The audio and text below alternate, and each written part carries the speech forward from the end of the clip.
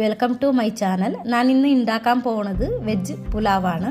അതിന് വേണ്ട ഇൻഗ്രീഡിയൻസ് എന്തൊക്കെയാണ് വെച്ചിട്ട് നമുക്ക് നോക്കിയാലോ.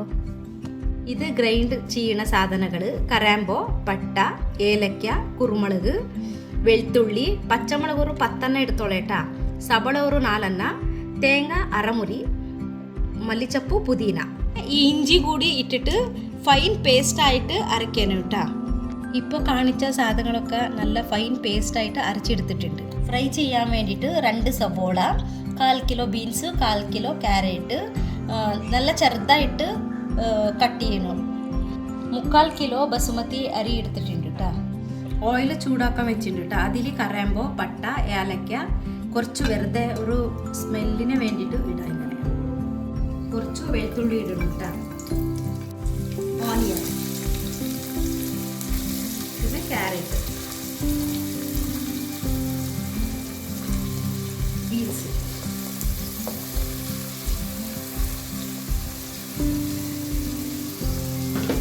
ഇതെല്ലാം നല്ലപോലെ ഒന്ന് ഫ്രൈ ചെയ്യണം.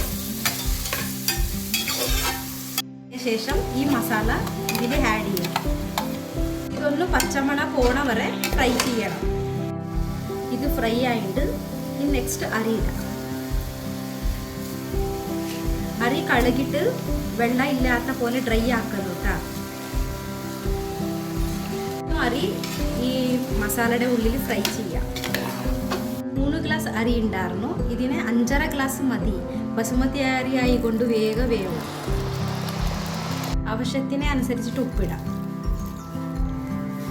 വെള്ളം ഒന്ന് തളിച്ച ശേഷം ഉപ്പ് പാകത്തിനുണ്ടാ നോക്കിയിട്ട് മൂടി വെക്കാം.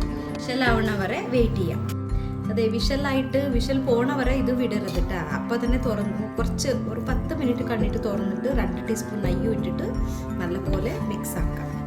നമ്മുടെ വെജിറ്റബിൾ പുലാവ് റെഡി ആയിട്ട് അതിൻ്റെ കൂടെ കച്ചമ്പറും മുട്ട പുളിങ്ങിയത് ടേസ്റ്റ് ഉണ്ടാവും. ഇല്ലെങ്കിലും തിന്നാട്ട ടേസ്റ്റ് ഉണ്ടാവും.